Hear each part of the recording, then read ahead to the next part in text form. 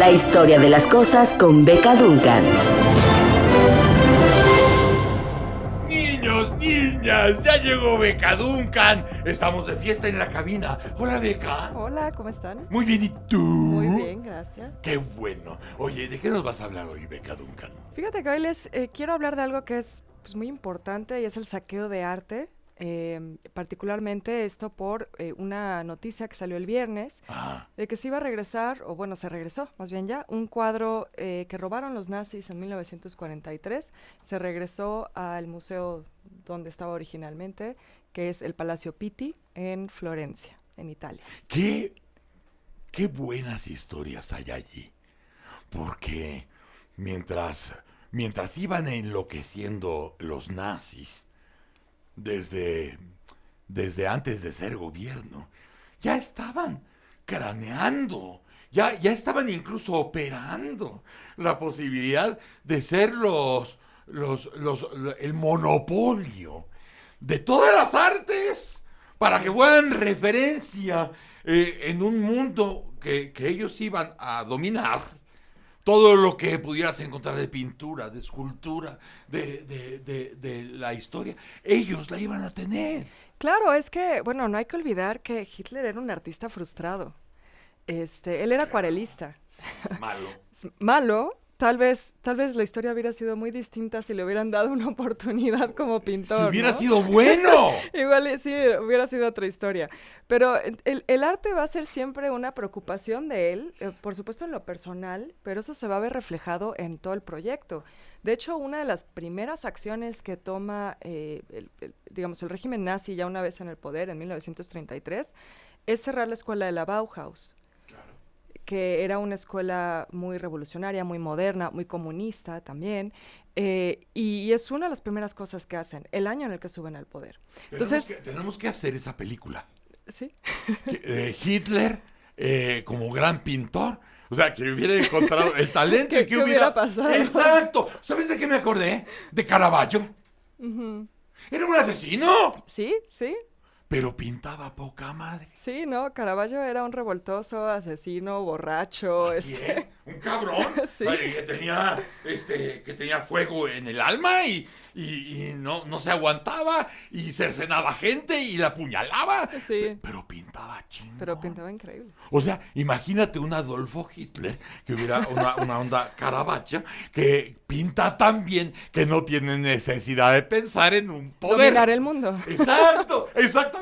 Oye, Exacto. hay que tenernos ese pendiente. Hay que pensar ese guión. Sí, entonces, bueno, el arte, como dices, va a ser fundamental para el régimen nazi y en particular tanto para bien como para mal, o sea, un tipo de arte para bien, digamos, que es el saqueo de estas grandes obras maestras, ¿no? Que ellos tienen esta idea de, pues, que van a ser la nación más importante del mundo y entonces tienen que ellos tener toda esta obra. Pero por otro lado también la persecución sistemática, como pasó con la Bauhaus, del arte moderno, lo que ellos consideraban el arte degenerado, ¿no? Entonces hicieron también mucho robo y destrucción de ese tipo de arte de las corrientes de vanguardia, por ejemplo el expresionismo alemán, el arte abstracto, una persecución de verdad durísima a ese tipo de arte. Entonces va a ser una preocupación. El tema que traigo hoy es de un cuadro en particular, que es Jarrón con Flores, Sí.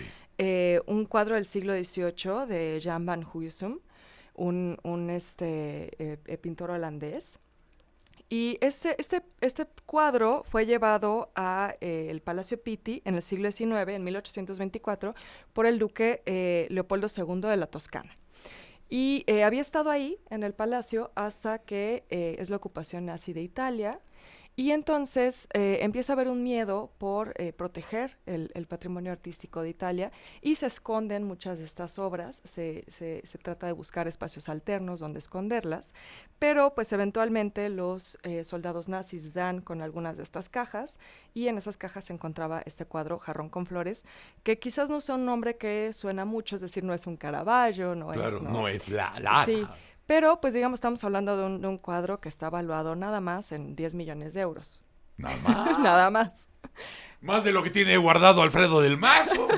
Imagínate. Sí. Y entonces, pues sí, era un cuadro reconocido, era un pintor de naturalezas muertas, bastante conocido del barroco, y pues este cuadro desaparece.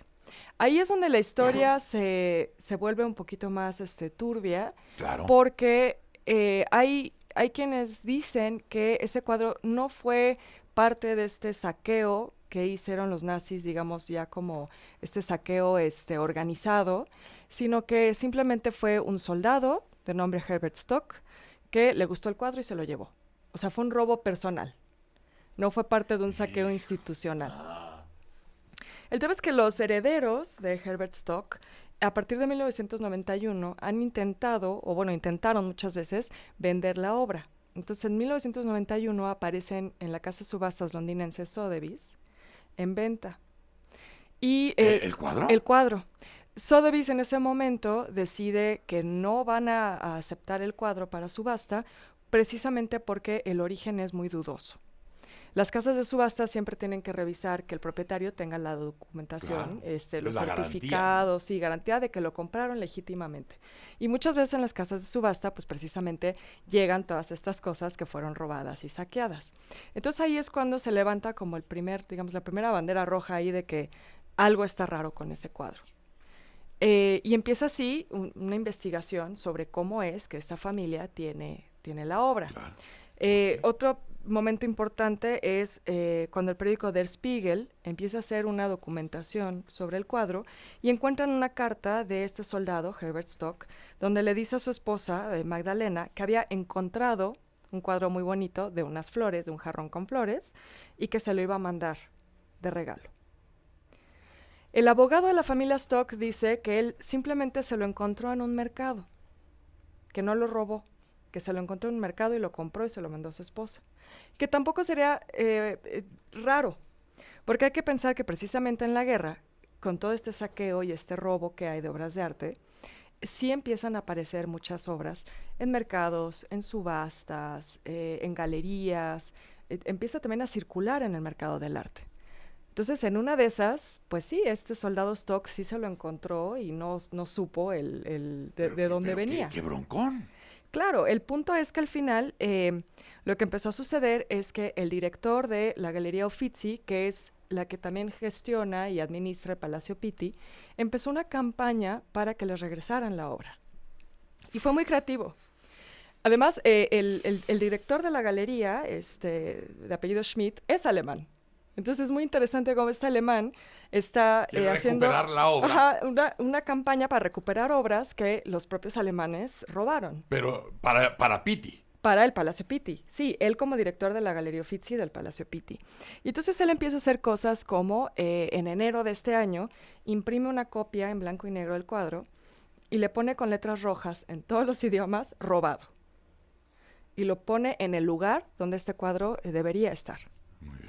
Empieza también a circular la obra en una especie de alerta Amber que tienen ellos, o sea, Sí. un canal de televisión que esta transmite noticias de personas perdidas. Y entonces en vez de poner ahí a una persona perdida, ¿has visto este cuadro? En vez de ¿has visto esta persona? Entonces empiezan a hacer una pequeña campaña para hacer mucho ruido hasta que el gobierno alemán dice, bueno, esa obra, los herederos de Herbert Stock, haya sido comprada en un mercado. Ahora sí que haya sido como haya sido comprada en un mercado, si la robó, si fue saqueo. Dicen en Alemania al estilo Calderón. Exactamente. Esa obra está en Alemania de forma ilegítima. Y entonces la regresan a Italia. O sea, lo resuelven. Lo resuelven, el gobierno alemán interviene, porque además la familia Stock trató de venderla a la Galería Uffizi. O sea, llegaron a Italia, cuando en Sotheby's les dijeron que no, llegaron a Italia y la ofrecieron por 2 millones de euros, y obviamente los italianos dijeron, pues esto es broma, no te la voy a comprar, ¿no? No la quiero, así no. Y es cuando empiezan con esta campaña. ¡Qué historias! ¡Y qué pleitos! Porque ahorita me acordé del caso de Klimt, ¿no? Exactamente, Y el cuadro. Sí, el cuadro de Bloch-Bauer, de la mujer Bloch-Bauer. Me acordé de la película de The Monuments Man. Sí, de hecho, esto es bien interesante. ¿No? Con el tipo Con Brad Pitt, ¿no? No, con el feo cabrón, cara de pendejo. Clooney. Ah, Exacto. está feo. Con Clooney y con mi segunda esposa, Kate Blanchett. Ujú, ujú. ¿Te acuerdas de esa película? Sí, Es claro. justamente que arman un grupo especial de soldados, entre comillas, que más bien son expertos en la materia, arte, sí. para ir a recuperar tesoros artísticos robados por los nazis. Sí, fíjate que eso es interesante, el caso de los llamados Monuments Men, o sea, los hombres de los monumentos, era parte de pues un programa que se hizo, que en realidad era el programa de monumentos, bellas artes y archivo, Sí. y como dices, bueno, eran más que solo soldados, No participaron especialistas. 345 personas en Sí. este grupo de 13 países, y precisamente su intención era salvar todo este arte.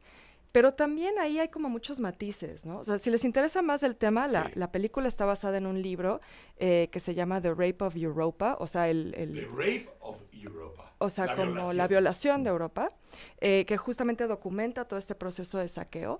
Estoy segura que hay traducciones al español Sí. y hay un documental basado en el libro también, subtitulado.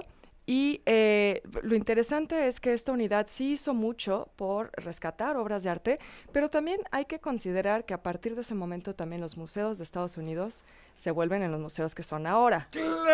O sea, tampoco dieron paso sin guarache. Bueno, pero además, fíjate qué gran oportunidad en ese aspecto, Exactamente. porque dice, sí, hubo un saqueo tremendo y habían escondido la obra en castillos, en domicilios particulares, en cuevas, o sea, bajo piso, o sea, todos esos el Vaticano, también el Vaticano le entró cabrón. ¿No? De yo te lo guardo, estos hijos de la chingada. Exacto, ¿no? O sea, exacto. siempre para el mejor postor. Y también escondieron ahí obra. Y estos gringos, que desde siempre son vivos, dices, pues ahorita que va a estar el agua revuelta, pues vamos a ver qué nos traemos para acá, ¿no? Sí, y precisamente fueron muy listos porque lo que ellos se llevaron fue precisamente todo esto que los nazis consideraban arte degenerado. Era todo el arte moderno. Lo fuchicaca. Exacto. Pues no es extraño pensar que entonces, a partir de los años 50, ¿dónde se vuelve el centro del arte moderno en el mundo? Nueva York. Claro. ¿Por qué? Porque llegó toda esta obra, llegó el expresionismo alemán, llegó el surrealismo, llegó Y además llegaron también los maestros. Exactamente. Que venían huyendo de Europa. todos los maestros de la Bauhaus, por ejemplo, se van a Chicago, exacto. ¿no? Entonces, también hay que considerar eso, que todo el auge que empieza a haber de instituciones artísticas y museos en Estados Unidos surge a partir de eso también. Hasta que estallan personajes como Pollock, que también tiene una bronca con unas personas que se encontraron un supuesto Pollock Sí, en una bodega. en la bodega. ¿Te acuerdas? Esa historia es increíble, porque es de estas Increíble. bodegas que subastan, Sí. que la gente las compra a ciegas. Sí, de Aquilo. Ajá. Y entonces compraron esta bodega y resulta que adentro tenía un Pollock y creo que otros cuadros también. Estaba el Pollock de este tamaño impresionante, Sí. de gran medida, de los que hacía él, Sí, regando sí, la sí. pintura y todo, pero que eran como 2 metros por 3 metros o algo así. Lo quisieron menear, quisieron saber que era de él, pasaron por exámenes, ya sabes tú, de los museos y todo eso, y no se los validaron. Sí. No, y había mucha especulación también de que probablemente sí podía ser porque el dueño de esa bodega había sido galerista. Sí, exacto. Pero pues probablemente fue un galerista que pues vendía réplicas, Y ¿no? tuviste la obra y se veía bien, cabrón. Sí, se veía increíble, pero no era. No, es un tema fascinante. Y bueno, otra cosa que también es bien importante mencionar es que el Interpol es una de las instituciones que, digamos, atiende este tema del saqueo del arte. Ellos tienen una base de datos de arte robado con alrededor de 50,000 objetos. Y entre esos 50,000 objetos también hay arte mexicano, hay arte virreinal y hay arte prehispánico también. Entonces es un esfuerzo que continúa. Entonces tiene su oficina de Interpol, Sí, Interpol. especializada. Sí, especializada, tiene una base de datos que se puede consultar en línea, de hecho. Y entonces ellos también hacen mucha investigación. Por supuesto, la gran mayoría del arte saqueado es de la Segunda Guerra Mundial, pero hay, te digo, arte de todos los países. Qué buen tema. ¿Recomiendas el libro de Los Hombres Monumento? Yo creo que sí vale la pena leerlo, porque pues es un momento, la verdad, importantísimo para la historia del arte, también para la forma en la que entendemos el patrimonio, porque es a partir de ese saqueo también que se empieza a hacer desde la ONU un esfuerzo por proteger el patrimonio. Es a partir de ahí que se hace, por ejemplo, la Carta de Atenas de 1954, que va a ser una de las bases para la protección del patrimonio, que incluso hacemos aquí en México, basándonos mucho en las recomendaciones de la ONU y de la UNESCO. Entonces creo que es fundamental para entender lo que ha sucedido en la historia del arte a partir de la Segunda Guerra Mundial. Muchas gracias, Beca. No, gracias a ustedes. Siempre es un placer. Igualmente. Gracias. Gracias. Beca Duncan.